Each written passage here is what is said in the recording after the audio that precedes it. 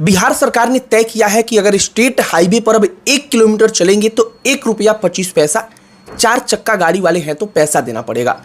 अगर पिकअप छोटे लोडिंग वाली गाड़ियां हैं तो 2 रुपया प्रति किलोमीटर जोड़कर पैसा लिया जाएगा। आप इसको आसान भाषा में ऐसे समझिए कि अगर 100 किलोमीटर गाड़ी से जाएंगे तो 125 रुपया देना पड़ेगा, तथा अगर कोई ट्रक ऐसे ही 100 किलोमीटर जाएगा तो उसे 665 रुपया से लेकर 810 रुपया देना पड़ेगा ट्रक की लंबाई के हिसाब से। और स्टेट हाईवे पर सरकार टोल टैक्स क्यों लगा रही है, जबकि पहले से ही नेशनल हाईवे जो है, एक्सप्रेसवे जो बन रहे हैं, वहां पर भारी टैक्स लिया जा रहा है? तो इसका जवाब है कि बिहार सरकार के पास कमाई का संसाधन सीमित है और सरकार को सड़कों का मेंटेनेंस करने के लिए अब जरूरी है कि पैसा चाहिए। इसका दूसरा पहलू यह भी है कि शराब से बिहार सरकार को हर साल कई हजार करोड़ रुपए का नुकसान हो रहा है। और सच यह है कि शराब बंद भी नहीं है। जैसे अब आज से 10 साल पहले शराब को बंद किया गया था, तब राज्य सरकार को 3000 करोड़ रुपया से ज्यादा हर साल शराब से राजस्व में मिला करता था, और शायद इस वक्त पर यह बढ़कर 10,000 करोड़ के पार हो चुका होता। और हम शराब का जिक्र इसलिए कर रहे हैं क्योंकि हर पढ़ा लिखा व्यक्ति बिहार में शराब को लेकर समझ चुका है कि इससे सिर्फ राज्य का नुकसान ही है आर्थिक तौर पर। और सम्राट चौधरी को सकारात्मक होकर इसके बारे में विचार करना चाहिए। पूरी कहानी आपको बताएंगे, सब पर चर्चा करेंगे, लेकिन आगे बातचीत करने से पहले हमारा नमस्कार स्वीकार करिए। हमारा नाम मोहित कुमार सिंह है। मुख्यमंत्री सम्राट चौधरी इस बात का निर्णय लेते हैं कि जो स्टेट हाईवे है, उन हाईवे पर भी टोल टैक्स वसूला जाएगा। रेट का चार्ट जारी कर दिया जाता है, लेकिन अब तक जब तक हम वीडियो शूट कर रहे हैं अलग अलग सड़कों का लिस्ट नहीं आया है कि किन पर वसूला जाएगा। हो सकता है राज्य सरकार कुछ सड़कों को छोड़ दे, लेकिन राज्य सरकार स्टेट हाईवे पर टैक्स वसूलवाएगी, ये कन्फर्म है, ये तय है। और उसका रेट कार्ड भी आ चुका है, जिसको हमने पहले ही बताया था। अब जो रेट कार्ड बनाया गया है, उस रेट कार्ड के लिहाज से एकदम तय हो चुका है कि अब सफर करने के लिए और ज्यादा पैसा खर्च होगा। और यह पैसा इसलिए ज्यादा है क्योंकि एक बात आप समझिए, सरकार हर कदम पर टैक्स ले रही है जो अपने आप में अगर आम जनता की नजर से आप देखेंगे तो बेहद मुश्किल भरा है। अब इसका असर आप समझिए, मान लीजिए कि एक बस है, कोई ट्रक है, ये तमाम गाड़ियां अगर सामान लेकर भी पार करती हैं अलग अलग स्टेट हाईवे पर के टोल टैक्स पर, जो टैक्स है वो टोल बूथों पर भरती हैं, तब अपने आप हर चीज़ें महंगी होती चली जाएंगी। अगर आप अपनी गाड़ी से जाते हैं तो आपका सफ़र भी महंगा हो जाएगा। और बिहार सरकार जो कर रही है वो हैरान करने वाला इसलिए है क्योंकि अब तक जो बहुसंख्यक स्टेट हाईवे थे उन पर टोल बूथ बनाकर टोल टैक्स नहीं वसूला जा रहा था, लेकिन अब ऐसा किया जाएगा, तो इसीलिए हैरानी ज़्यादा हो रही है। अब सबसे पहले इसे समझने के लिए हमें इसके जड़ में जाना होगा कि सरकार ऐसा क्यों कर रही है। सरकार को चाहिए पैसा। पैसा किस लिए चाहिए? तो सड़कों के मेंटेनेंस के लिए तथा अन्य खर्चे के लिए भी चाहिए। बिहार की स्थिति आर्थिक तौर पर यह है कि बीच में ऐसी स्थिति बन गई थी कि केंद्र सरकार की तरफ से पैसा ना मिलता, रिजर्व बैंक ऑफ इंडिया की तरफ से लोन के लिए बिहार सरकार ने अप्लाई किया, वो सारी चीज़ें नहीं होती तो बिहार सरकार सैलरी देने के लिए भी पैसा नहीं जुटा पाती अपने जो कर्मचारी हैं उनको। ये आर्थिक तौर पर बिहार की स्थिति है। लेकिन बिहार में शराबबंदी जरूर है। और हम शराबबंदी का जिक्र क्यों कर रहे हैं, आप यह भी समझिए। शराब क्या बिहार में नहीं मिल रहा है? इसका जवाब है बेशक मिल रहा है।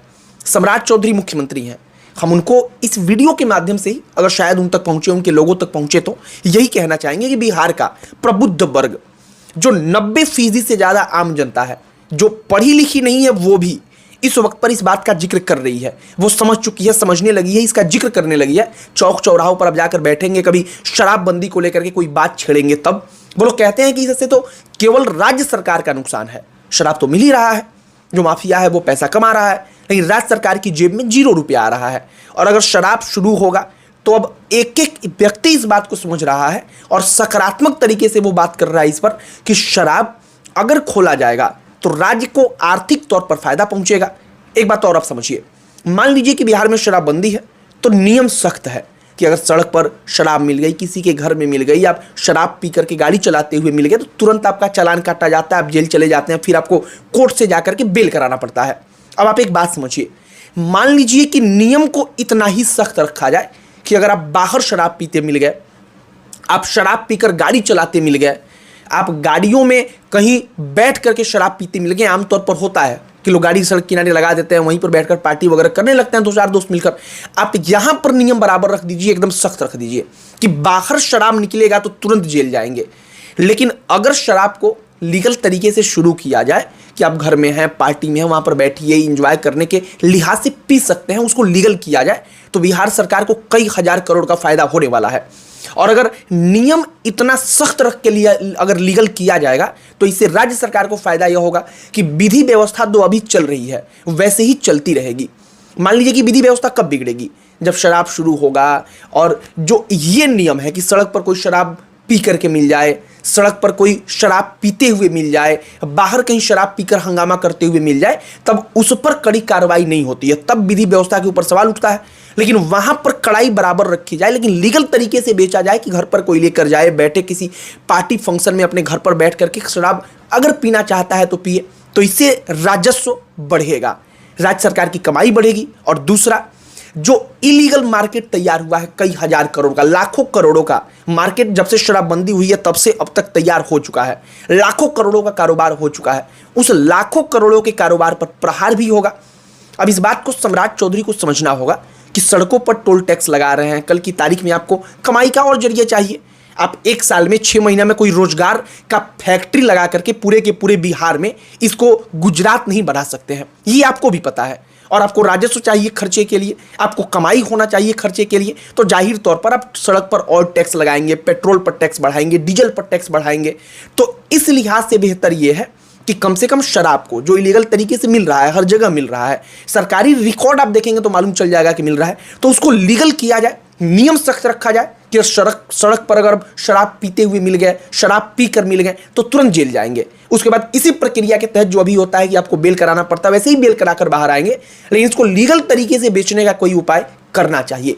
हमें लगता है कि मुख्यमंत्री को इस पर सकारात्मक रूप से एक दफा विचार करना ही चाहिए। बाकी हमने आपको डेटा बताया कि शराब के कारण उस वक्त पर 3000 करोड़ से ज्यादा का राजस्व प्राप्त हो रहा था, जब शराब आखिरी बार साल 2015-16 में शुरू था, जब लीगल तरीके से बिहार में मिल रहा था। अब उस वक्त से 10 साल 12 साल बाद आ जाइए तो उस लिहाज से राजस्व में भारी बढ़ोतरी तो हुई होती। सरकार की कमाई शायद जो ये 3000 करोड़ हम आपको बता रहे थे, ये बढ़ करके 10,000 करोड़ के पार हो चुका होता। और ये अपने आप में बहुत बड़ा नंबर है, क्योंकि बिहार सरकार 12,000 करोड़ 14,000 करोड़ के लोन के लिए आरबीआई के पास अप्लाई करती है। तो उस लिहाज से आप समझेंगे तो आपको लगेगा कि राजस्व का नंबर, ये कमाई का नंबर कितना बड़ा है। बाकी हमने जो समझा शराबबंदी को लेकर के, सड़कों पर लग रहे टोल टैक्स को लेकर के, हमने अपनी राय रख दी है। सड़क पर टोल टैक्स का लगना बेहद जरूरी है, हर जगह लगाया जाता है, लेकिन स्टेट हाईवे पर बाद में आकर के आप कहिए कि और सड़कों पर भी हम टैक्स लगा देंगे, ये गलत बात है। क्योंकि अब आदमी एक कदम चले तो उसका टैक्स दे, शायद आदमी से उब जाएगा, जनता के मन में गुस्सा पलने लगेगा, इसे भी समझना होगा। बाकी आपकी क्या इस पर प्रतिक्रिया है, कमेंट बॉक्स में लिखकर बताइएगा। अन्य कोई टॉपिक जिस पर आप चाहते हो कि हम चर्चा करें, बातचीत करें, उसे भी कमेंट बॉक्स में लिखकर बताइएगा। हमारा पूरा प्रयास होगा कि उस टॉपिक पर भी वीडियो जरूर बनाएं। बाकी इस वीडियो को यहीं पर समाप्त करते हैं। अंत में हमारा परिचय, हमारा नाम मोहित कुमार सिंह है। बहुत बहुत धन्यवाद।